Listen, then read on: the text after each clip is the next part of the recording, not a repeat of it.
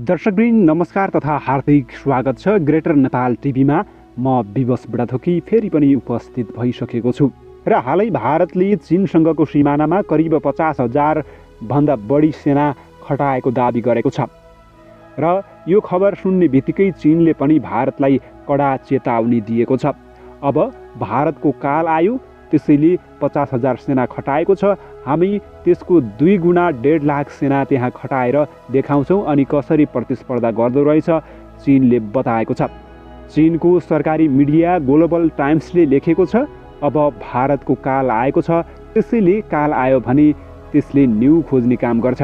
हामीले इमानदारीपूर्वक आफ्नै सीमाको रक्षा गरिरहँदाखेरि पनि भारतले पटक पटक न्यु खोज्ने काम गरेको तथा जुन सीमा क्षेत्र हो त्यसलाई पार गरेर चीनको भूभागमा प्रवेश गरेकाले अब त्यो सह्य नहुने र भारतलाई तत्काल कडा जवाफ दिने चिनिया सरकारको मुखपत्र ग्लोबल टाइम्समा छापिएको छ। अस्ति मात्रै भारतीय रक्षा मन्त्री राजनाथ सिंहले काश्मीरमा गएर हामी कुनै पनि देशसँग नडराउने भन्दै पाकिस्तान र चीनलाई धम्की दिएका थिए। त्योसँगै चीनले पनि आफ्नो सरकारी मुखपत्र ग्लोबल टाइम्सलाई उद्धृत गर्दै यस्तो लेख प्रकाशनमा लिएको छ। यो सँगै भारत चीन सिमानामा अब तनावको अवस्था देखिएको छ र युद्धको आशंका गरिएको छ।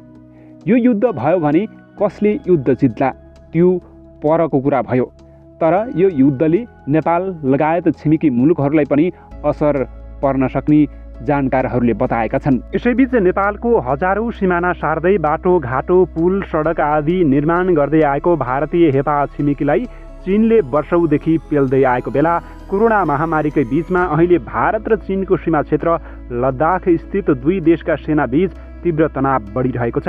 अहिले भारतीय मिडियाले उक्त सिमानामा चिनिया सेनाको घुसपैठ भएको भन्दै रुन्चे समाचार दिन थालेका छन्।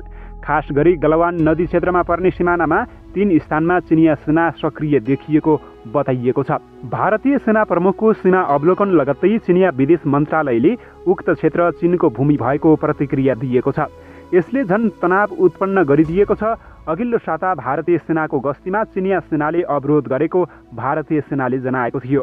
साथै भारतको सार्वभौम सत्ता र सुरक्षाको लागि आफूहरू प्रतिबद्ध रहेको पनि बताएको थियो। उसो त चिनिया सेनाले भारतीय सेनालाई कौडी नटेर्ने गरेको र भारतीय सेनाहरूसँग न्यु खोजिरहेको भिडियो तथा समाचार बेला बेलामा आइरहन्छन्। यसैबीच भारत र चीनका फौज बीच प्याङ्गोङ लेकमा केही भनाभन भएको छ। भारतीय पक्षले त्यस लगायत 3 स्थानमा आफ्नो भूमि चीनले कब्जा गरेको दाबी गर्दै आएको छ। चिनिया सिपाहीहरूले सीमा क्षेत्र नै पार गरी भारतीय भूमिमा बस्न थालेको बताइएको छ, जहाँ तिनै स्थानमा 800 देखि 1000 चिनिया सिपाही तैनाथ भएको र चिनिया सेनाले भारतीय भूमिमा प्रवेश गर्ने गरेको स्रोतले जनाएको छ। उक्त ठाउँमा नेपाली गोर्खा पल्टन छ कि छैन त्यो भनी खुलेको छैन। यता नेपालको भूमि कब्जा गरेर बसेको भारतीय सेना हटाउन र आफ्नो प्रभुत्व कायम गर्न नेपाल सरकारले हालसम्ममा सेना परिचालन गर्ने कुनै औपचारिक निर्णय गर्न सकेको छैन। भूमि फिर्ताको कुनै ठोस योजना पनि सार्वजनिक गरेको छैन, न त नेपाली सेनाले समेत आफ्नो आधिकारिक धारणा सार्वजनिक गरेको छ।